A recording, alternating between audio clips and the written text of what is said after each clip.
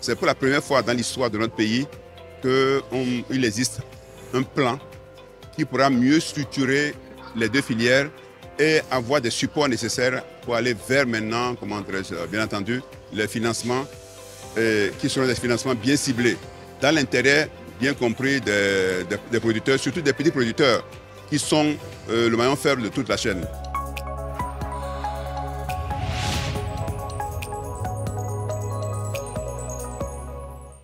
Le revenu vital aujourd'hui est un revenu très faible parce qu'il a fallu aussi que nous fassions l'étude pour mieux cerner le revenu réel et voir quel est le revenu qui pourra au minimum satisfaire bien entendu les producteurs. Et ça s'intègre parfaitement dans ce plan que nous avons élaboré. Parce qu'il est bon d'élaborer un plan, mais on doit prendre en compte tous ces facteurs exogènes ou facteurs endogènes pour pouvoir réussir cette mission.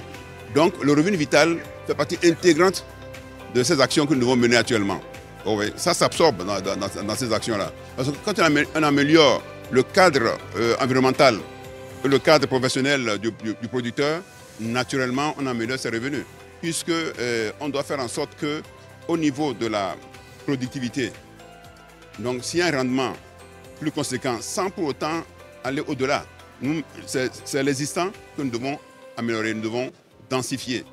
Et tout ça contribue bien entendu à améliorer le revenu du paysan, puisque naturellement, on aura à travers ces études-là, identifier tous les points de faiblesse et les points forts qui pourront aider à améliorer ce revenu vital.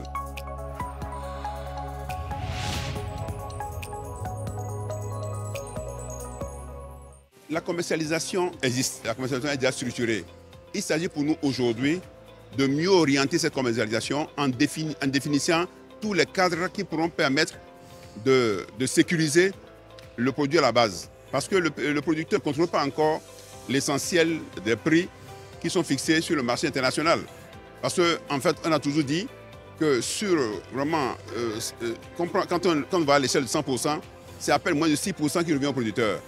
Il nous appartient, à travers tout ce que nous faisons actuellement comme étude, comme stratégie, de pouvoir améliorer ce qui peut revenir, bien entendu, au producteur. Et donc, la chaîne de commercialisation, depuis l'itinéraire technique jusqu'au consommateur, ça existe, bien entendu. Mais l'objectif, c'est de faire en sorte d'améliorer le cadre de vie du producteur. C'est ça qui peut naturellement influencer la commercialisation et ne pas rendre dépendant le producteur par rapport justement aux commerçants qui exportent.